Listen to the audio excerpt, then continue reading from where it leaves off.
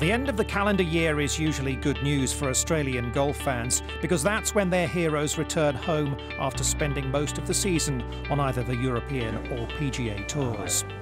Former world number one Adam Scott is again teeing it up in Australia's three biggest tournaments, starting with the Australian Masters last week, a tournament he's already won twice. We sat down with Adam ahead of his opening round at Huntingdale to talk about his 2015.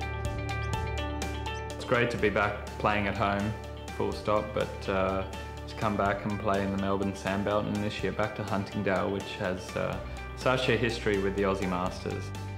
I'd been in the locker rooms and I'd seen all the pictures, and Norman winning 6 times Parry's won 3 times, Seniors won. The gold jacket has become a part of Australian golf, so it is a real honour to put it on, and to have won on the Melbourne Sandbelt is even better. Scott returns home in pretty good form. His second-place finish at the CIMB Classic in Kuala Lumpur at the start of November was his best result of the year. Now ranked 12th in the world, he charged up the leaderboard, courtesy of a brilliant final round 63, which included an eagle, 7 birdies and no bogeys. I've hit the ball a little better than I have, and putted nicely the last few weeks that I've been out playing in Asia.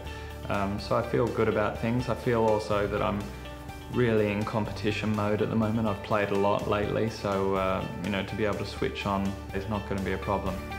In October, Adam made the change from the broomstick back to the short putter, so his finish in Malaysia was certainly encouraging. He's won a tournament every year since turning pro in 2001, but hasn't so far in 2015. To keep his streak alive, he'll need the short stick to be dialed in.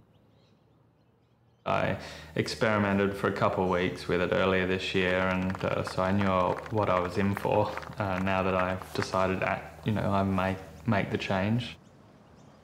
I had a frustrating year putting, even with the long one this year, so anything would be better than where it was, and sometimes a forced change is a good one, and it's something fresh to work on. You know, going to the putting green's a little easier because I've got something new to work on now. And I've been putting well, so the confidence is pretty high, and I'm hoping that, you know, that can just help free up the rest of my game a little bit. Interestingly, Scott says the 2016 Olympics are not really a priority for him, but he is a firm supporter of the President's Cup, and last month he represented the international team for the 7th time.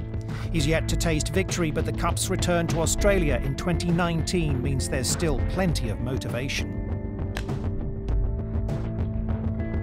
The boys played so well, and they, you know, put their heart into it that week, and that's really all you can ask of anyone on your team, is if they just leave it all out there, and they did. And when it comes down to the final few matches, like any sport, it's a knife's edge between winning and losing, and that's what it was. And unfortunately it didn't go our way, but I think, for me anyway, there was some kind of victory, that it was so close, and for the first time in a decade I'd had that feeling like we might win a President's Cup, and that was pretty nice. It's great that I'll be pushing hard for the next 4 years to make that team to come back and play again in Melbourne.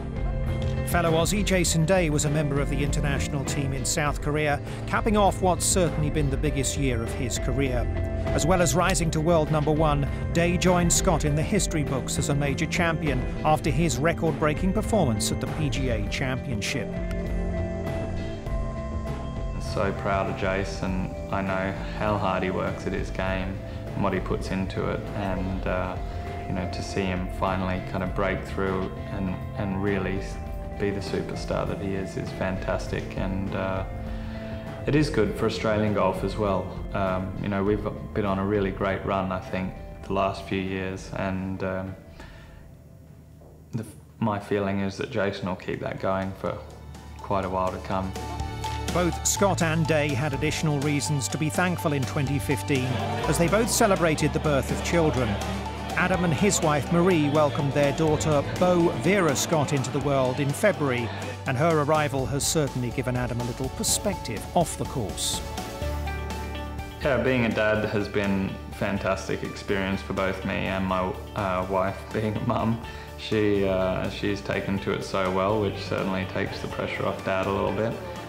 Just very lucky to have a happy, healthy little baby girl, and she's doing really well, so you know, so much to look forward to as well off the golf course.